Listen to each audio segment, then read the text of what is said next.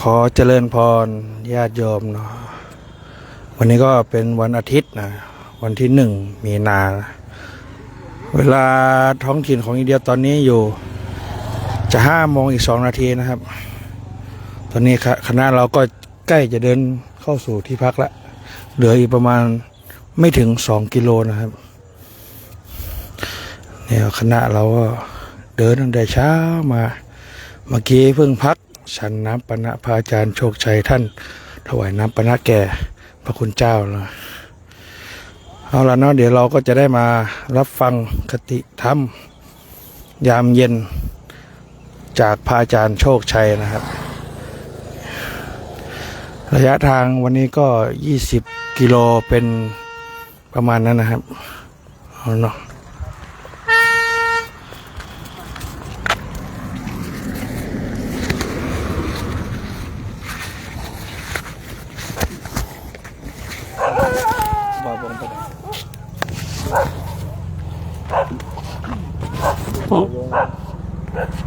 อ้าวนี่ทำไมมันขึ้นสีน้ำเงินเนี่ย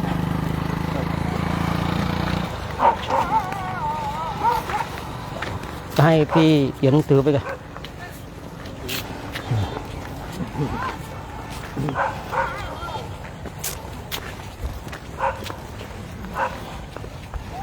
ได้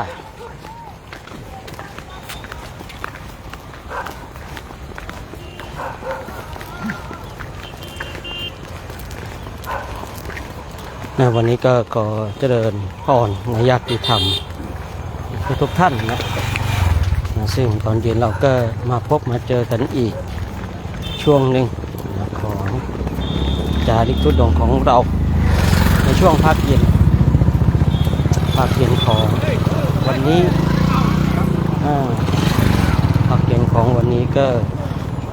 จะได้มาร่วมกันอนุโมทนาบุญกับพระคุณเจ้าพระคุณเจ้าของเราก็ได้เดินตั้งแต่เช้าญาติโยมก็เห็นกันเนาะ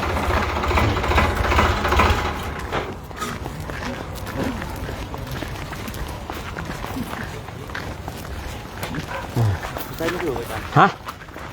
ใส่โทรศัพท์ไม่ถูกแล้วยังไงเอายังไงแล้วยังไงก็จะเอายังไงก็เปลี่ยนใหม่ไหมก็เปลี่ยนก็เปลี่ยนกลับไม่ใช่เหรอเปลี่ยนก็เปลี่ยนกัน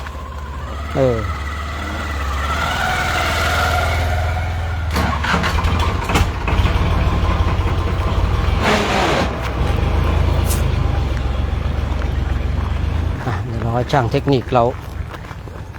เปลี่ยนทำจัดอุปกรณ์เนาะของเรานี่ก็ว่ากันเนาะญาติโยมเนาะเดี๋ยวก็ต้องทำใจนิดนึงนะเป็นยังไงกันบ้างหลังจากได้ติดตามคณะจาริกธุดงค์กันญาติโยมนะตอนนี้คณะเราก็ใกล้จะเดินเข้าสู่ที่พักแล้วหลังจากได้ติดตามคณะจาริกธุดงค์กันญาติจาริกจริงๆเลยโยมจากบ้านจากเมืองจากรัฐสู่รัฐเนาะจากเมืองสู่เมืองจากตำบลสู่ตำบลเนาะจากตำบลสู่หมู่บ้านเนี่ยเราก็ได้ทำหน้าที่ของเราเป็นอย่างดีซึ่งคณะจาริกธุดงค์ทุกท่านนี่ก็ทำการฝึกฝนอบรมบ่มนิสัยกันในแต่ละวันของญาติโยมก็ได้พลังจากญาติโยมนั่นแหละพลังแห่งข้าวน้ำโภชนะอาหารพลังแห่งน้ำปานะ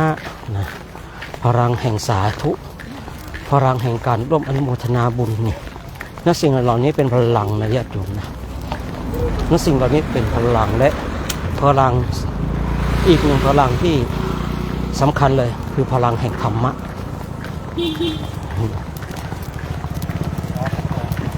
พลังแห่งธรรมะนี่ทำให้เราได้มาถึงได้มาฝึกฝนได้มาอบรมกันญาติโยมก็มีโอกาสได้เห็นพระสัญจาริกกันเนาะโอ้ถ้าคือ ผู้พูดเชื่อว่าถ้าญาติโยมได้ติดตามพูดง่ายๆติดตามทั้งวันเลยนะญาติโยมจะศรัทธาเพิ่มความศรัทธามากขึ้น เพราะว่าคือท่านเนี่ยแทบจะไม่มีเวลาเป็นของตัวเองเลยนะแต่มีเวลาให้กับธรรมะอยู่กับธรรมะนะน้อยบางทีนะแม้แต่จะโพสต์แม้แต่จะพูดคุยกับใครนี่ก็บางทีก็คือแทบจะไม่มีเวลาคือพูดง่ายๆว่าถ้าจะโพสต์อะไรอย่างใดอย่างหนึ่งเนี่ยมันก็ต้องเสียเวลาเสียอีกอย่างหนึ่งไปนะเช่นเพื่อนมาถึงช่วงหลังจากช่วงที่เราออกเดินช่วงเช้าก่อนช่วง11 โมง 12 โมงเราพักเนี่ยถ้าช่วงนั้นใครโพสต์ใครคุย Messenger ใครคุยไลน์คือจะตัดเวลาในการพักผ่อนไปได้เลยแต่ถ้าว่าทันใดเนี่ยเอากำลังก่อนพักผ่อนก่อนซ่อนตาดำสัก50 นาทีก่อนนี่คืนนี้ก็มันก็จะตัดในเรื่องของการคุย Messenger หรือว่าอะไรไปได้เลยนะคือเวลาของพระนี่มีขีดจำกัดญาติโยมก็ต้องเข้าใจตรงจุดนี้กันเมื่อเข้าใจจุดนี้เนี่ยคือผู้พูดบอกว่าถ้าญาติโยมได้ติดตามชีวิตของพระจาริกธุดงค์เนี่ยญาติโยมก็จะเพิ่มความศรัทธาอันนี้เราเห็นเพียงช่วงเวลาไม่เท่าไหร่ช่วงเช้าช่วงเย็นทำวัดตักอาหารเท่านั้นเองคือถามว่าเราสามารถไล่ได้ตลอดไหมมันก็ได้นะแต่ว่าบางทีเราก็สงสารพระที่ท่านทำหน้าที่ตรงจุดนี้เพราะว่าคือท่านต้องเสียสละนะอย่างพระช่างภาพอย่างเงี้ยนะ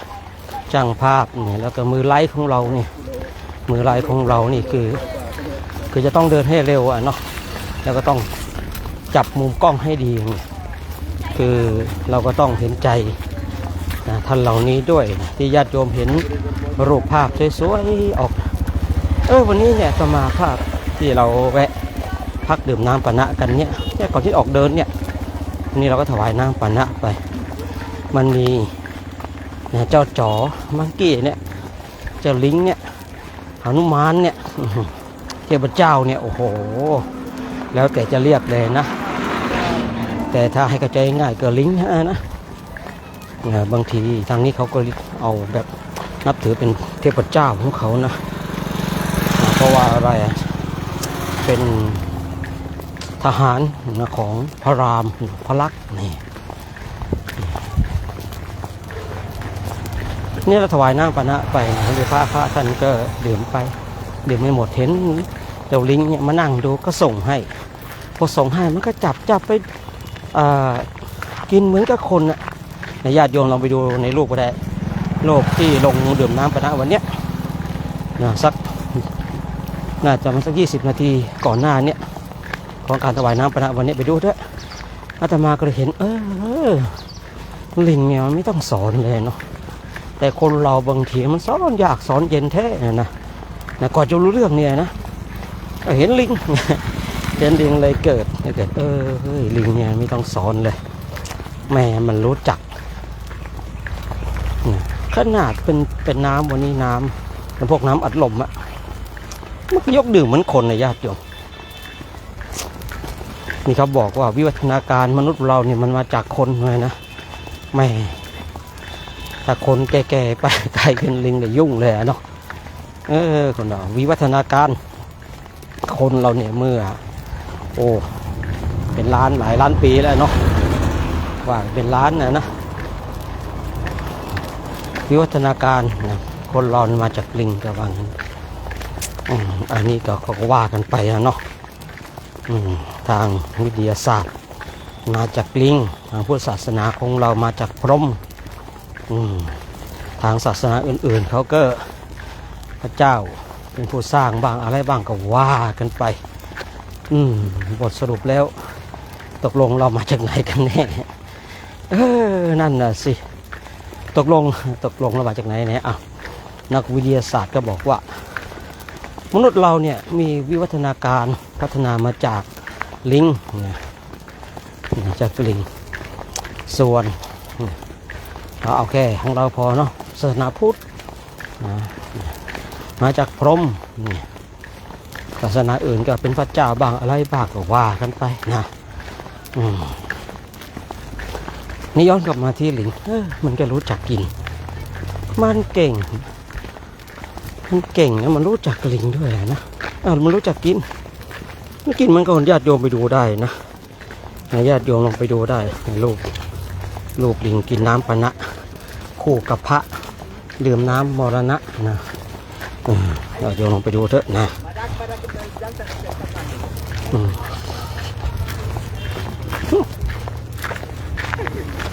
เราเคยข้ามทางรถไฟถ้าทางรถไฟมาเมื่อไหร่เนี่ยเลื่อนเลยทางมาแล้วเรานี่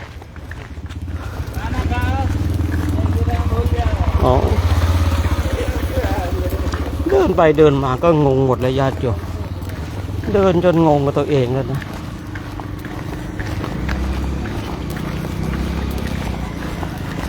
เดินจนหลงไม่ใช่เดินจนจำได้นะตอนนี้นะ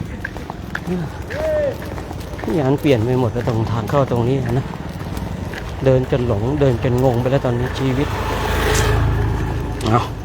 อันนี้ก็ว่ากันไปนะญาติโยมเนาะมาว่ากันไปอันนี้เราก็ลืมงงไปหมดแล้วผมญาติโยมลิงเนี่ยมันก็เก่งซ้ายครับเลี้ยวซ้ายเลยครับซ้ายแล้วซื่อไปเลยครับTK RK DK เลี้ยวซ้ายเลี้ยวขวาตรงไปวันนี้เราก็ไม่ไกลแล้วญาติโยมจะชิดแตงเมอีกแล้ววันนี้นะ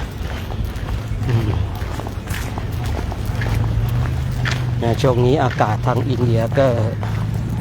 กลางวันก็ถ้าเราเดินก็เหงื่อออกนะกลางคืนก็รู้สึกจะหนาวนิดนึงนะ14 องศาตัวนี้14 องศานี่น้ำค้างแรงเรานอนกลางเต็นท์อยู่กลางแจ้งนะมันก็เลยเพิ่มความหนาวนิดนึงแต่ปีนี้ก็ดีนะพระไม่ค่อยเจ็บค่อยป่วยกันมันไอแคกนิดหน่อยแต่ก็ไม่เป็นอุปสรรคในการนอนเพี้ยนทุกปีเนี่ยโอ้โหไอแคกไอจนลุกมาทำวัดไม่ได้นะลุกมาทำวัดกับพากันไอทั้งคณะอย่างเงี้ยนะไม่ว่าเขาไม่ว่าเราแต่ว่าปีนี้ก็ถือว่าโอ้เลยยากอยู่เจ้าภาพนะแต่เราก็ต้องติดตามตอนต่อไปนะว่ามาเป็นอย่างไรเนาะในช่วงนี้เราก็ผ่านตลาดของหมู่บ้านนะบ้านเราก็ถนนคนเดินเป็นตลาดของหมู่บ้านที่เขาเอาผักเอาอะไรมาขายกันเนี่ยทำขนมนมเนยผักมาขายกันตัดผมพูดคุยดื่มจ่ายกินจ่ายกันขวาก็เป็นคือแนวแบบคันทรีนะธรรมชาติอันนี้ก็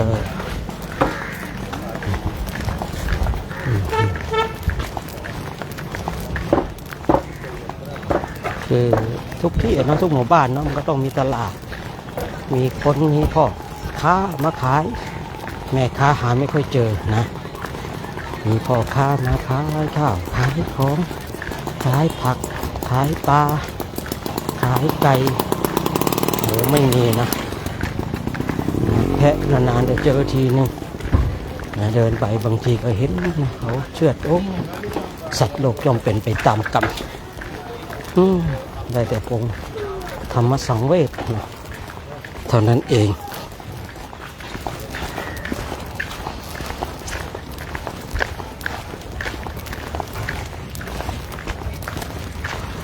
ญาติโยมก็มาร่วมอนุโมทนาบุญกันนะทุกคนทุกท่านเด้อนะตอนนี้เราก็ใกล้จะถึงที่พัก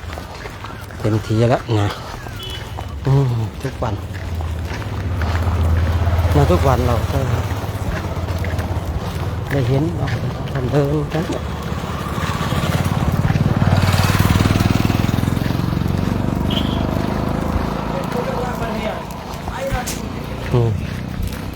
วันนี้เราก็จะพักที่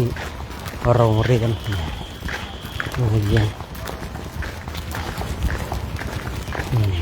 เป็นไฮสคูลโรงเรียนไม่ใช่มหาลัยพักลานกว้างของโรงเรียนในช่วงนี้เราก็จะไม่เจอวัดนะเพราะว่าไม่มีสถานที่สำคัญเกี่ยวกับพุทธศาสนา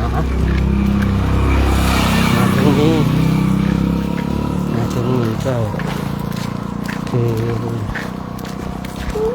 คนก็ไม่ได้ให้ความสำคัญอย่างเช่นบ้านก็ง่ายจุนทะแม่น้ำกักุธานนาทีเมื่อกี้ตอนที่เราได้แวะพักดื่มน้ำปานะนะก็มีชาวบ้านมาพูดมาคุยสื่อสารกันประมาณว่าเนี่ยพระเจ้าได้เสด็จมาทางนี้นะพูดถูกต้องแล้วถูกต้องคุณพูดถูกอะคือในแถบอินเดียพระเจ้าเสด็จไปกับทุกที่แหละท่านทั้งหลายนะเขาพูดก็ถูกต้องแล้วนะยิ่งถ้าในเส้นทางจากประวานเจดีเข้าสู่กุสินารานี่ก็เราก็รู้อยู่เนาะพระองค์เดินมาในเส้นทางแนวเนี้ยชาวบ้านเขาก็คงจะเล่าสืบต่อกันมาว่าเคยมีนะคือส่งรุ่นต่อรุ่นนะว่ามีพระพุทธเจ้านี่เดินมาทางนี้ชาวบ้านเขาก็คงจะเล่าสืบต่อกันมาจากรุ่นสู่รุ่นนะแต่การขุดที่เขาพูดถูกไหมก็ถูกเพราะอะไรเพราะว่าถ้าเราศึกษาในพระไตรปิฎกและเราได้ยินกันบ่อยๆเนี่ยจากปาวานเจดีย์ที่พระเจ้าทรงพระชนมายุสังขารแล้วพระองค์ก็มาที่กุสินาราเนี่ยคือเส้นทางมันคงจะผิดเพี้ยนไม่มากอะแล้วตอนนั้นพระองค์ก็มาพร้อมกับพระภิกษุสงฆ์มีพระอานนท์เป็นพุทธอุปถากพระอานนท์ตอนนั้นพระภิกษุสงฆ์น่าจะตามมากันเยอะเลยเพราะว่าคือเป็นการส่งพระพุทธเจ้าเป็นครั้งสุดท้ายนะน่าจะเยอะเพราะว่าพระอนุรุทธะมาแน่ตอนนั้นพระอนุรุทธะยังไม่ปรินิพพานเนาะพระอนุรุทธะยังไม่ปรินิพพานแล้วก็พระอานนท์นี่มาที่จำได้ตอนนี้นะที่ชัดเจนเลยคือพระอนุรุทธะและพระอานนท์เพราะว่าคือพระอนุรุทธะเนี่ยจะมีชื่อปรากฏตอนที่พระพุทธเจ้าของเราจะเข้าสู่พระนิพพานพระอนุรุทธะเนี่ยตามดูพระองค์ว่าพระองค์นิพพานหรือยังพระองค์นิพพานหรือยังนะพระอนุรุทธะคอยบอกตอนนี้พระพุทธเจ้าอยู่ที่นิวสัญญาณสัญญาเยตนาฌานอย่างเงี้ยนะพระองค์นิ่งไปแต่ยังไม่นิพพานเนี่ยก็จะคอยตามดูจนพระองค์ปรินิพพานแล้วเท่านั้นแหละโอ้โหโศกาดูลปุถุชนนอนเกือบกลิ้งดุดโคที่ถูกตัดเท้าคือดิ้นพระผู้เป็นอรหันต์วงธรรมสังเวชนี่เราคุยตอนที่ว่าณเวลานั้นที่มีพระภิกษุสงฆ์ตามส่งเสด็จพระองค์เนาะคงจะเข้าปรินิพพานเนี่ยเพราะว่าณเวลานั้นอัครสาวกเบื้องซ้ายเบื้องขวานิพพานไปแล้วเนี่ยอันนี้เป็นธรรมเนียมนะท่านทั้งหลายคือเป็นธรรมเนียมของอัครสาวกเบื้องซ้ายเบื้องขวา ที่จะต้องนิพพานก่อนพระพุทธเจ้า คือมีหลักฐานหลักฐานที่อ่านเจอคืออย่างเช่นพระสารีบุตรเนี่ยคือหลังจากเผยแผ่ศาสนาแล้วเนี่ยวันหนึ่งก็เลยมีความคิดว่าเป็นปกติหรืออะไรยังไงว่าสาวกนิพพานก่อนพระพุทธเจ้าหรือว่าพระพุทธเจ้านิพพานก่อนสาวกก็ตรวจดูแลนะย้อนไปดูในสมัยพระพุทธเจ้าก็ดูเป็นธรรมเนียมที่สาวกจะต้องนิพพานก่อนที่เราได้ฟังเรื่องราวการนิพพานของพระสารีบุตรที่นารันทาที่ไปโปรดมารดาของตนเองเนี่ยแต่ณเวลาที่พระพุทธเจ้ายังมีวันที่พระพุทธเจ้ามีชีวิตอยู่เนี่ยที่ตอนนี้พี่พูดจำได้นะจำได้ที่ชัดเจนเลยคือพระอนุรุทธะพระอานนท์ที่ตามเสด็จนะแต่ช่วงที่ตามเสด็จนั้นเนี่ยผู้พูดยังอ่านไม่เจอเนาะว่ามีพระอนุรุทธะหรือเปล่าแต่คือชื่อของพระอนุรุทธะจะปรากฏตอนที่พระองค์จะเข้าสู่ปรินิพพานก็เลยสามารถตีความหมายได้ว่ามีพระอนุรุทธะด้วยมีพระอานนท์ฉะนั้นเนี่ยแค่มีสองท่านนี้พระภิกษุสงฆ์ก็ประมาณ1,000 รูปแล้วที่คอยติดตามพระพุทธเจ้าอีกก็อย่างน้อยก็500เนาะตีข้าวก็ว่ากันเป็นพันเนาะหลายพันก็อย่างที่ชาวบ้านเขาบอกกันนะว่าพระพุทธเจ้าเคยเสด็จมาทางนี้เนี่ยถูกต้องในชมพูทวีปนี้พระพุทธเจ้าเสด็จไปต้องเราลองคิดดูว่า45 ปีเนี่ย45 ปีเนี่ยพระพุทธเจ้าเนี่ยไปจากแคว้นนั้นแคว้นนู้นไปเมืองนู้นรัฐนู้น45 ปีลองคิดดูขนาดผู้พูดเองนะ20 กว่าปีจะ30 ปีจะทั่วประเทศไทยแล้วเดินเอาเฉพาะเดินนะไม่รวมนั่งรถนะถ้านั่งรถนี่คงจะทั่วแล้วถ้านั่งรถนี่คงจะทั่วแค่เฉพาะเดินอย่างเดียวนะ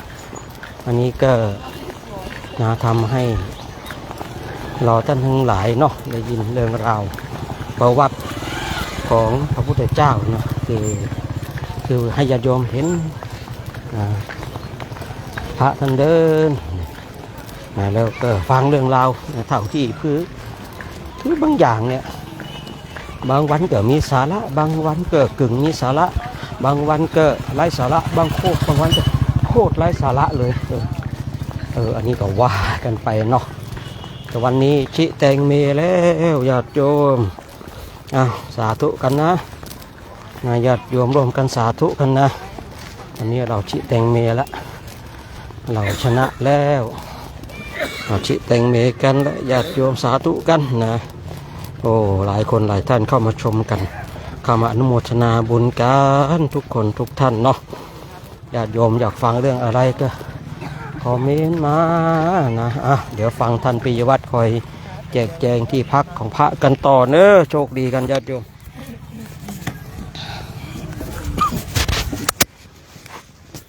มันตั้งแถวเลยครับ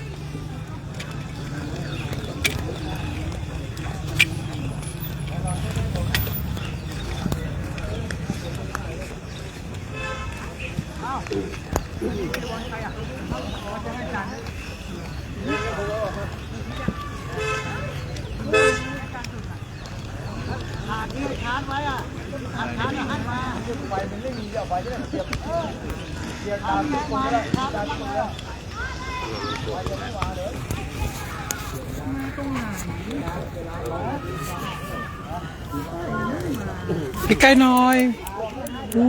ต้องห่วงครับผมอนุโมทนาทุกรูปนะครับกับแม่ชีด้วยที่เดินทางเข้าสู่ที่พักอย่างปลอดภัยทุกรูปนะครับ ใกล้สุกุศินาราแล้วอีก2 วันเองนะครับผมก็เราจะถึงสังเวยชนิดฐานที่ 2วันนี้เราพักที่นี่นะครับผมก็อย่างที่เห็นว่ามันเป็นโรงเรียนเปิดนะครับก็ต้องระวังนะครับเรื่องของแฟนคลับเขาไม่สนใจหรอกครับเขาอยากรู้อยากเห็นเขาก็จะวิ่งเข้ามานะครับแม่ชีนะครับแม่ชีอยู่ตรงนู้นนะตรงนู้นเลยล่องตรงข้างๆไม่ควรไล่ลงไปส่วนพระคุณเจ้านะครับเริ่มตั้งแต่ตรงนี้นะครับกลุ่ม1นะครับไล่ยาวลงไปเลยนะครับเว้นช่องไว้นิดนึงลงไป1 2 3 4เรียงไปเลยนะครับห้องน้ำก็นะครับทุ่งมัสลาสวนป่ามะม่วงทั้ง2 ฝั่ง3 ฝั่งนิมนต์ทุกทิศได้เลยครับส่วนน้ำก็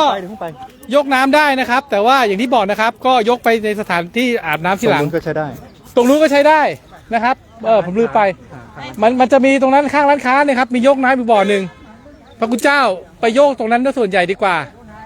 ส่วนตรงนี้ก็ให้แม่ครัวอย่างที่บอกถ้าแบ่งได้ผมจะแบ่งเป็นอย่างนี้นะครับเราก็จะไม่เข้าไปยุ่งกันตรงนี้ถ้าไม่จำเป็นนะครับส่วนใหญ่พระคุณเจ้าก็ไปบ่อนั้นได้เลยเพราะปกติบ่อนั้นจะไม่มีปัญหาเท่าไหร่ใหญ่จะเยอะด้วยยกน้ำไปก็ส่งน้ำตรงนู้นเลยได้เลยนะครับครับผมก็เท่านี้นะครับขออนุโมทนาครับ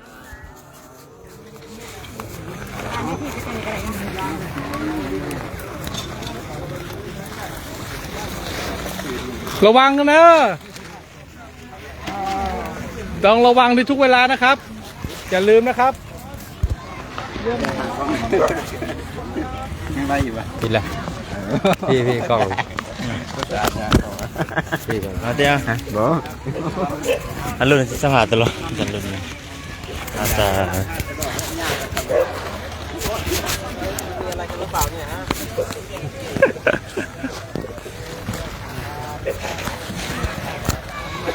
สาธุเจริญพรญาติโยมเนาะสีตังเมอีกมืออีกวันเนาะตอนนี้ทางคณะจาริกข้าคุณเจ้าก็มาถึงที่ทักแล้วสีตังเมอนุโมทนาบุญด้วยเด้อญาติโยมอยู่ห้องบ้านทางเงินขายญาติโยมนิดนึงนี่นะเรียนคนนี้ก็ได้เราก็ทำงานไปด้วยโอ้ต้องงานไปด้วยเอาเจริญพรญาติโยมเนาะก็ถึงที่พักแล้วนะครับก็ได้รับชัยชนะในแต่ละวันนะครับก็ขออนุโมทนาบุญนะครับแบ่งบุญให้กับญาติโยมที่บ้านทุกๆท่านเลยนะครับก็ตอนนี้กำลังเตรียมตัวที่จะกางเต็นท์กันนะครับวันนี้สถานที่ที่พักนะครับก็เป็นโรงเรียนเปิดแต่ว่าก็มีหญ้าโชคดีหน่อยมีหญ้า เพราะว่าบางสถานที่ไม่มีหญ้านี่จะเป็นการคุกฝุ่นเลยนะครับก็วันนี้โชคดีแล้วก็อนุโมทนาบุญนะครับก็อย่าลืมนะครับฝากบอกญาติโยมทุกท่านเลยนะครับก็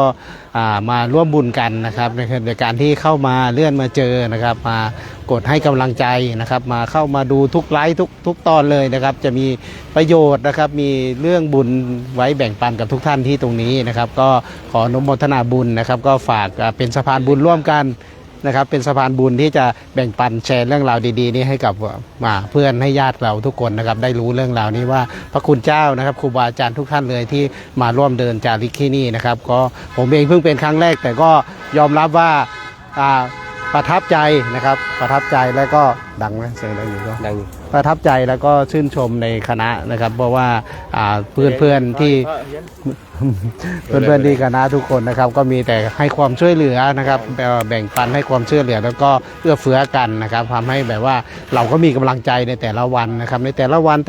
นะครับเป้าหมายในแต่ละวันได้รับชัยชนะนะครับวันนี้ก็ต้องขออนุโมทนาบุญนะครับมากๆเลยแล้วก็ขอบคุณญาติโยมที่ท่านไหนที่เข้ามาแล้วเป็นสะพานบุญมาแบ่งปันบุญหรือว่าจะมาช่วยเหลือนะครับดูแลพระคุณเจ้าทุกท่านครูบาอาจารย์โดยการถวายน้ำปานะก็ได้นะครับเราก็ได้บุญด้วยกันแล้วนะครับก็สาธุนะครับสำหรับวันนี้นะครับสาธุครับ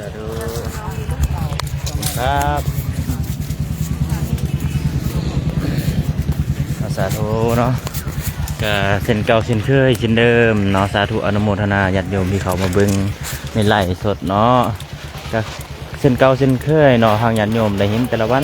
เนาะทางพระคุณเจ้าด้วยพ่อแม่ครูบาอาจารย์เนาะมาฮอดบรรทักมันเศร้าแล้วก็มีความสมานสามัคคีในการกางเต็นท์ช่วยเหลือกันเนาะจกเอาผ้าเนี่ยผ้าดำสีดำเด้อสีกลางที่นอนกับพี่หน่อยนะมันนี่นอนข้างพี่หน่อย